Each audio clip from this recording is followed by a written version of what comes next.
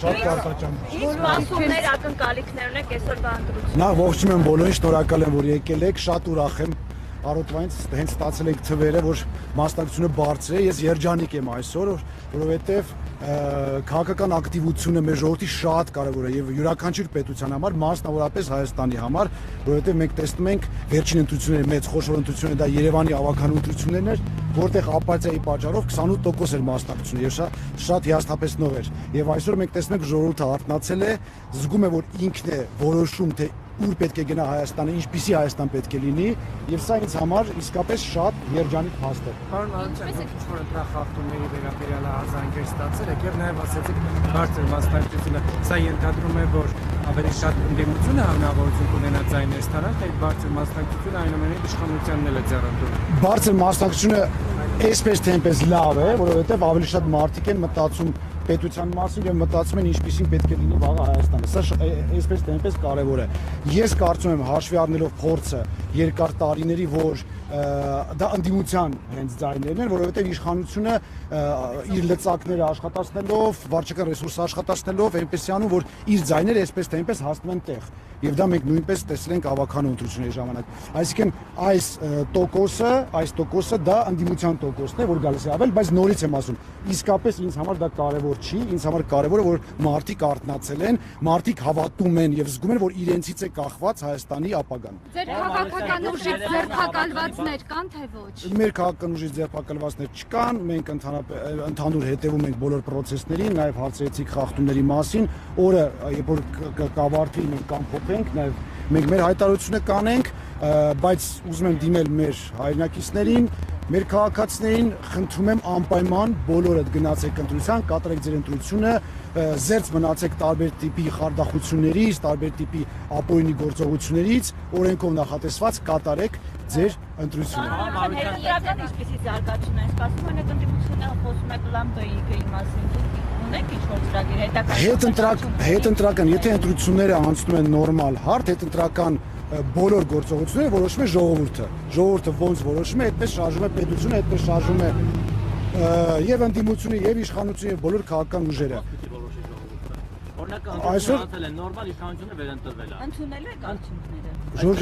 եթե խախտումներ չկան, եթե ժողովուրդը կատարում է ընտրություն, մենք պետք է բնականաբար ժողովրդի ընտրությունը հարգենք այսպես թե այնպես։ Հաղթի իշխանությունները, հաղթի ընդդիմությունը, որ ինչ լինում է ժողովրդի ընտրությամբ, ժողովրդի որոշումով, մեզ համար դա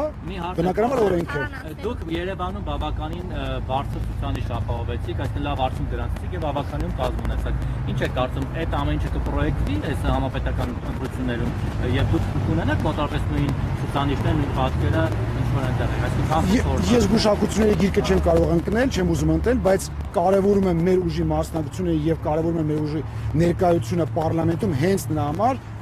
որ մեր ուժը բերում է իր հետ մարդու իրավունքների պաշտպանությունը, դեմոկրատիայի պաշտպանությունը, եվրոպականացումը եւ այլն եւ այլն։ Այսինքն մեր ուժի արկայությունը պետք է ապահովի այդ բոլոր process-ները անկախ նրանից ես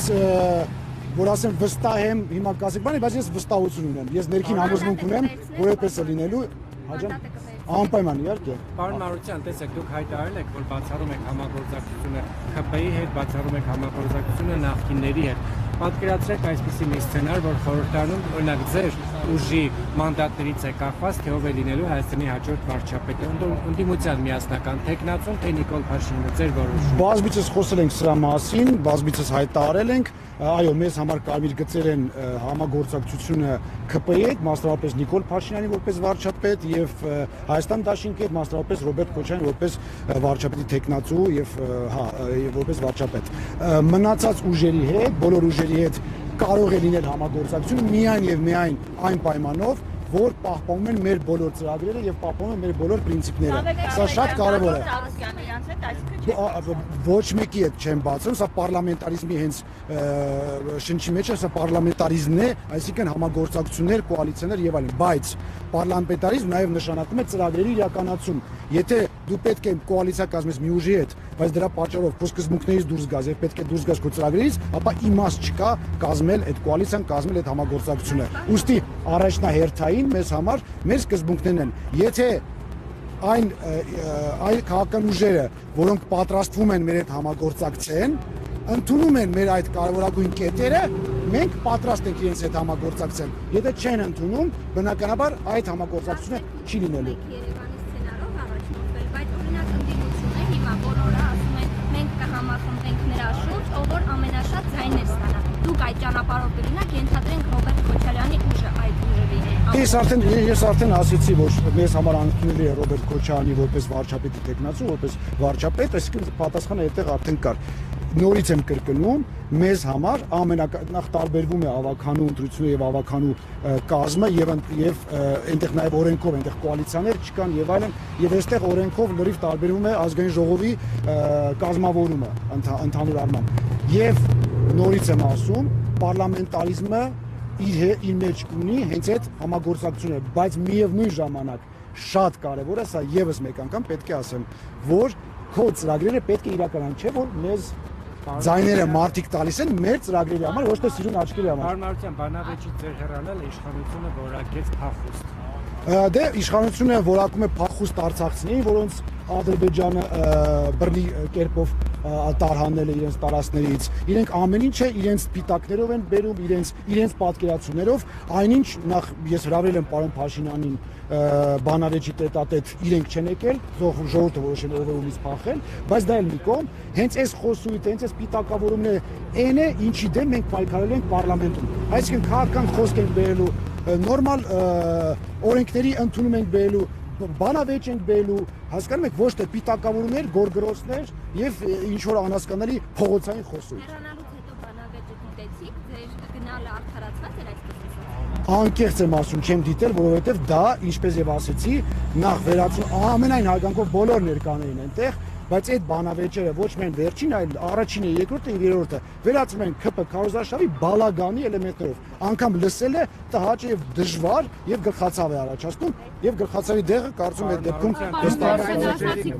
Նիկոլ Փաշինյանի ներողություն։ Նիկոլ Փաշինյանն ասում է այն ուժերը, որոնք ըստ էության խաղաղության իրական կողմնակիչ են, այսինքն ինքն է միակ խաղաղություն բերողը, պատերազմ են ուզում, ինքնադիսի պատերազմ եղագլուխ ուժերը ասում մյուսների եւ ըստ էության ասոցիացված եւ ասում ում երեխեքի հաշվին եք ուզում, որպեսզի այդ խաղաղությունը չեղարկ լիներ, հաշվի առնելով, որ ձեր երեխաները Հայաստանի Հանրապետության քաղաքացիներ չեն։ Աստված մի արարած է, պատերազմի դեպքում ով է պաշտպանելու Հայաստանը։ Պատերազմի դեպքում նախ սկսենք նայած, որ դա 100% մանիպուլյացիա եւ սուտ է։ Ես գրեթե չեմ ճանաչում քաղաքական ուժ, որը ուզում է որ պատերազմ լինի, չկա։ Ես չգիտեմ քաղաքական ուժ, որը ուզում է որ պատերազմ լինի։ Սա 100% մանիպուլյացիա է։ Սա վախի վաճառք է կոչվում։ Այսինքն ասում եմ, եթե մենք չենք ընտրվում, ապա լինելու է պատերազմ։ Այնինչ միևնույն ժամանակ իրենք ասում են մենք տեսեք ուժեղացնում ենք մեր բանակը, ուժեղացնում ենք մեր պաշտպանության նախարարությունը եւ պաշտպանական դիրքերը, տարօրինակ խոսույթ է, որովհետեւ եթե դու ասում ես, որ դու պատրաստ ես, դու կպաշտպանվես եւ ինչի պետք է լինի պատերազմ եւ անգամ իրենք ոչ թե միայն մի քաղաքական ուժի հետ են պատերազմ եւ ոչ պատերազմը կապ, արդեն մեկ մարդու հետ։ Մենակ որ հարցնես, կասեն չէ, այ որ Նիկոլ Փաշինյանը չեղավ վարչապետ, մենակ Արարատ Միրզոյանը եղավ վարչապետ, էլի պատերազմ է լինել, այսինքն սա անընդունելի է։ Կապված պատերազմին մասնակցել չմասնակցելու եւ ընդհանրապես բանակում ծառայել չծառայելու, խնդրում եմ հանեք ցուցակը քաղաքացիական պայմանագրի, այնտեղ իրենք տեխնացուներ ունեն պատգամավորական, տեսեք ով է ծառայել, ով չի ծառայել։ Փառք Աստծո, ես ծառայել եմ մեր զինված ուժերում, եղել ենք նաեւ դրա մասին չենք սիրում խոսել, չենք ասում, բայց քանի հարցը տալիս եք ասեմ, որ չստացվի, որ նաև հարգելով են 105 հոգուն, ովքեր մեզ հետ են, իմ հետ են եղել։ Ես ջոկատ եմ կազմել, մենք եղել ենք դիրքերով, իրական դիրքերով, ոչ թե ԿՊ-ի որոշ պատգամավոր կամ գրեթե բոլոր պատգամավորները գնացել են Հայաստանի տարածքներին, նկարահանվել են եւ ասել են մենք տեսեք, կռվում ենք, Փառք Աստծուն, մենք կատարել ենք մեր այդ սուրբ պարտականությունը եւ պատրաստ ենք միշտ կատարելու այդ սուրբ պարտականությունը։ Աստված մի արած է լինի պատերազմ, բայց եթե լինի, մենք բոլորս պետք է մասնակցենք։ Ասացիք ձերբակալվածներ չունեք, իսկ ինչպես եք վերաբերում այս տոտալ ձերբակալություններին, հատկապես վերջին երկու օրը, որ հաստորեն քարոզարշավի սահմանափակում։ Նախ ուշադիր հետևում ենք, ուզում եմ ասեմ Արտուր Օսիպյանի մասին, որ քաղ բանտարկել Արտուր Օսիպյանը ուղղակի իր ուղիղ խոսքի համար, հասարակ նորմալ բանավեճի համար այսօր բանտում է եւ նաեւ ուզում եմ իրեն առողջություն մաղթել, քանի որ հացադուլ է հայտարարել, սա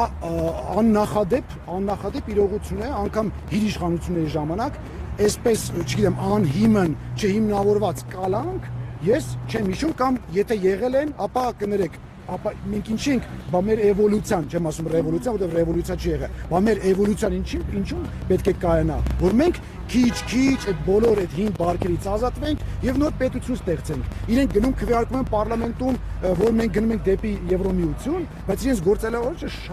շատ հեռու է Եվրոմիությունից, մարդու իրավունքների պաշտպանությունից, չգիտեմ, բոլոր արդարադատությունից, մենք շատ հեռու ենք եւ այսօր նաեւ ուզում եմ ուշադրություն դարձնել, որ նաեւ իշխանությունը շատ տեղամասեր է տեղափոխել առանց զգուշացնելու, չեն զգուշացնում, չեն իրազեկում եւ իրենց բնականաբար ձեռք է տալիս, որ մասնակցությունը քիչ լինի, որովհետեւ իրենք ունեն հստակ ձայներ, որոնք իրենք այսպես թե այնպես ստիպելու են տարբեր վարչական ռեսուրս օգտագործել, ստիպելու որ մարդիկ գնան ընտրության։ Նաև դիմելով մեր քաղաքացիներին, Ժորժ ջան, եթե անգամ ձեր ղեկավարը, դուք պետական հիմնարկում եք աշխատում, ձեր ամուսինը, ձեր կինը պետական հիմնարկում է աշխատում, իրանց ստիպում են, ասում են գնացեք քվեարկեք, ասեք իհարկե ես ձեր ցավը տնեմ, կգնանք քվեարկենք, բայց գնացեք եւ քվեարկեք ձեր ուզած տեխնացուի համար, ձեր ուզած քաղաքական ուժի համար։ Ձեզ այդտեղ ոչ ոք չի տեսնում։ Դուք պետք է որոշեք, թե մեր պետությունը ինչպիսին պետք է լինի վաղը եւ բոլոր քաղաքական ուժերը պետք է ենթարկվեն ձեր որոշմանը։ Ժորժ ջան, ես կարծում այսօր եկեք այսքանը։ Ժորժ ջան, եկեք սա վերջ։ Ոչ, դրա պատճառով չի, դա այն քաղաքական ուժի պատճառով, որը խաբել է իր ընտրողներին, խոսքը ես չեմ հիշում իրենց կուսակցությունը ինչպես էր կոչվում, ալդերի խոսքը, հանրային ձայն կուսակցությունը, դոկ այդ մարդը ովքեր, այդ բլոգերը, որը հանցագործ է նաև տարբեր հանցագործությունների համար հետապնդման, հետախուզման մեջ է, իրենք խոսք տվեցին, որ իշխանության դեմ են պայքարելու, բայց իրենց ձայները ապահովեցին, որպեսզի քվորում լինի եւ ընտրվի իշխանական տեխնացուն, այսինքն Տիգրան Ավինյանը։ Այստեղ շատ կարևոր է, իրենք նաև խաբեցին, ասեցին իրենց ընտրողներին, որ գիտեք, այ մենք գնացել ենք, ընտրել ենք, իրենք 7 ձեն ունեն, շատերը չգիտեն, դա շատ բարդ հաշվարկ է, բայց ժողովրդին ասում եմ եւս մեկ անգամ ես սրանով ավարտենք, իրենք 7 մանդատ պետք է ունենային, որ այդ 7 մանդատը կարողանային օգտագործել իշխանափոխություն անել քաղաքապետարան։ Իրենք այդ 7 մանդատը, իրենք այդ 7 մանդատը չունեին, որովհետև 7 մանդատից մեկը կրում էր մարդ, որը բանտում էր, մեկն էլ Հայաստանում չէր։ Եվ իրենք չեն հանձնել իրենց մանդատները, որպեսզի մարդիկ վերցնեն մանդատը եւ ապահովեն ընդդիմության հաղթանակը։ Այսինքն իրենք բացի դրանից իրենք կարող են քվորում չապահովել, որպեսզի իշխանությունը չվերարտադրվեր, այսինքն ԿՊ չվերարտադրվեր, իրենք գնացին հատուկ վերարտադրեցին այդ իշխանությունը եւ մենք լսել ենք, չունեմ փաստեր, բայց լսել ենք շատ տարբեր աղբյուրներից, որ դա արել են գումարի դիմաց։ Այսքանը շնորհակալություն։ Գիտեք, չկա պետություն, անգամ այնպես տոտալիտար ոչ մի պետություն, որտեղ իշխանությունները ասում են այո, մեզ մոտ կան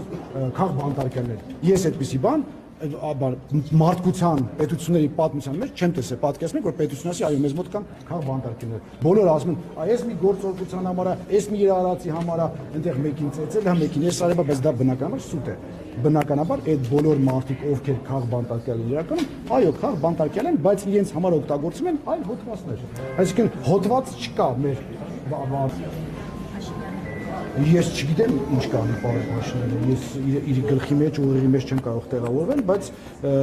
ինձ համար անընդունելի է այսօրվա 21-րդ դարում 2026 թվականին մեր պետությունը, որ մենք գնում ենք, ասում ենք, հայտարարում ենք, գնում ենք դեպի Եվրոպա, գնում ենք այդ արժեքները, մենք այդ արժեքներն ենք ընդունում եւ ուղղակի մարդուն խոսքի համար ընդ որում ոչ ինչ որ վիրավորական, ոչ ինչ որ օրենքի խախտման, ուղղակի քաղաքական խոսքի համար բռնեն, նստացնեն, սա անընդունելի է եւ ես նաեւ մեր հասարակությանն եմ խնդրում եւ հորդորում, որ մենք բոլորս միշտ պետք է պայքարենք այս process-ների դեմ, որովհետեւ եթե մենք դա չանենք, իշխանությունները հասկանալու որ իրենք մարսում են ամեն ինչ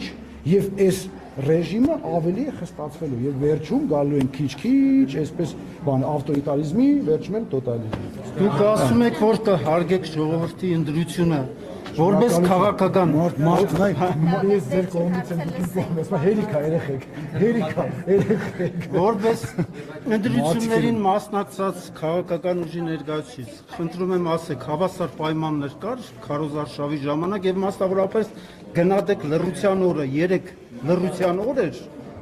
իշխանական Հավասարության մասին ասեմ, հավասարության ամենաառաջինը հանրային հեռուստաընկերության մասով։ Տեսեք, դեբատները, ես դա ուղղակի մի րոպեի պես չացրեցի ասեմ, ուրեմն դեբատները արվում են լռության օրից 2 օր առաջ, հա, այսինքն վերջին օրը չէ։ Եվ սա շատ տրամաբանական է, որ դա պետք է լինի ավարտական, այսպես դեբատներ եւ բոլորը արդեն գնան, արդեն զբաղվեն իրենց քարոզարշավի վերջի օրը։ Եվ հանրայինը չպետք է օգտագործվի մեկ անձի համար։ Այնինչ հանրային հեռուստաընկերությունը, որը պահում է մեր բոլորիս հարկերով, չգիտես ինչի, կոնկրետ մի տեխնացուի ու շատ պատահմամբ իշխանական տեխնացուին տալիս է, չգիտեմ, կես ժամ թե 1 ժամ եթեր, որ ինքը անցած օրվա այն դեբատներում ինչ սխալ արել է, ինչ վատ բան խոսած է, բայց ամեն ինչը սվաղի, հարթի, sense փաթեթավորվի ու հրամցնի իր ընտրողներին։ Սա անընդունելի է։ Պետք է լինեն դեբատները վերջին օրը, դրանից հետո ոչ մի քաղաքական ուժ հանրայինով, այլ հեռուստաընկերությունը, այստեղ բազմաթիվ հեռուստաընկերություն են ներկա, ով որտեղ ուզում է թող գնա ինտերվյու տա եւ այլն, բայց հանրայինը դա մեր բոլորինս է, դա Փաշինյանի անձնական հեռուստաընկերությունը չի։